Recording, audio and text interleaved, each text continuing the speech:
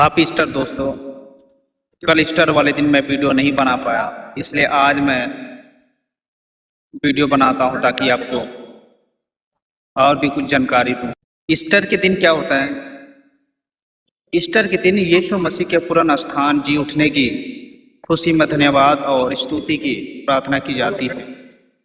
ये प्रार्थना उनके बलिदान, प्रेम, आशा और मृत्यु पर विजय के लिए होती है, जो जीवन में नए सवेरे और सकारात्मक लाती है।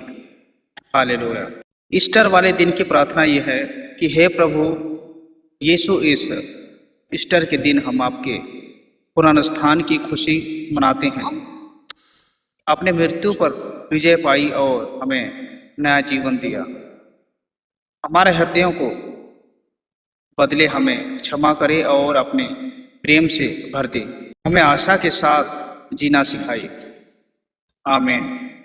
हालेलुया।